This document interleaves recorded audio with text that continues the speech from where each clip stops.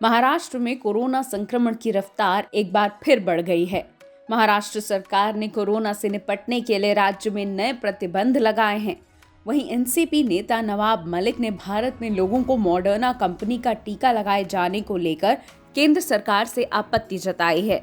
नवाब मलिक ने कहा है कि हमें जानकारी मिली है कि मॉडर्ना कंपनी का टीका भारत में आ रहा है और लोगों को लग रहा है ये कैसे आ रहा है और कैसे लग रहा है, इसका जवाब केंद्र सरकार को देना पड़ेगा। केंद्र की सरकार कहती है कि विदेश की एक ही टीका कंपनी को टीका बेचने का या भारत में टीका लगाने का अधिकार दिया गया है, वो रशिया की स्पुतनिक को। देखिए, हमें जानकारी है कि मॉडर्ना कंपनी का टीका भारत में आ रहा है, लोगों को लग रहा है। ये कैसे आ रहा है, कैसे लग रहा है, इसका जवाब केंद्र सरकार को देना पड़ेगा। जब राज्य सरकारें कहती हैं कि हमें विदेश से किन किन कंपनियों से टीका लेना है, उसकी मान्यता आप किसको दी है बताएं, तो कहा जाता है कि रशिया के स्पुतनिक को दिया गया है। मॉडर्ना को किसने परमिशन दिया? विदेशी दूतावास के लोग इन इंजेक्शनों को कैसे मंगा रहे हैं? विदेशी दूतावास के जरिए उनके नागरिक जो भारत में रहते हैं या वे जिनके साथ उनका कोई रिश्ता बना हुआ है, ऐसे लोगों को मॉडर्ना नाम का जो टीका है वो लगाया जा रहा है। केंद्र सरकार बताए, अगर मॉडर्ना को परमिशन दी गई या मॉडर्ना का टीका भारत में लग सकता है तो फिर राज्यों को क्यों नहीं बताया जाता? उनसे खरीदने का क्यों कार्यक्रम नहीं हो रहा है? केंद्र की स्पष्ट नीति नहीं है। हमें लगता है कि केंद्र सरकार विशेष कंपनियों को पैसा कमाने का मौका देना चाहती है, जिसके कारण देश में टीका उपलब्ध नहीं हो पा रहा है और लोग परेशान हैं टीका लगाने के लिए।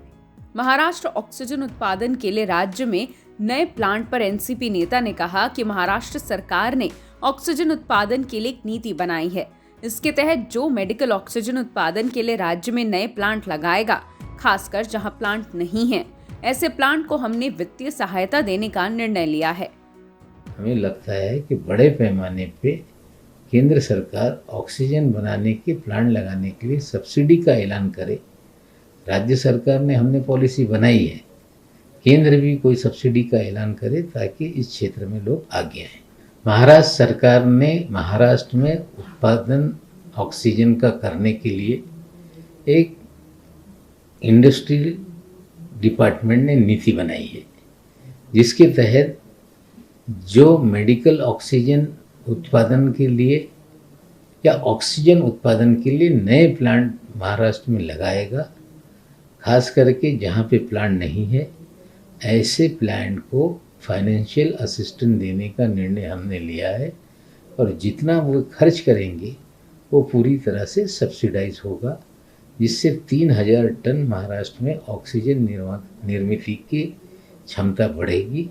कल कैबिनेट में निर्णय हुआ है, आने वाले दिनों में सारी पॉलिसी हम जाहिर करेंगे।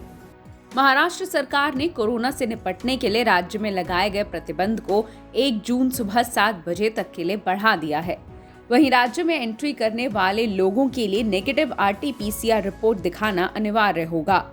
आपको बता दें, महाराष्ट्र में पिछले 24 घंटे में कोरोना के 46,781 नए मामले सामने आए हैं। वहीं 88,805 डिस्चार्ज हुए और 816 लोगों की मौत हुई है। सक्रिय मामले 5,46,129 हैं। कुल मामले 62,26,710 हैं। कोरोना से अब तक कुल 88,007 लोगों की मौत हुई है। वहीं कुल 46,196 रिकवर हुए हैं।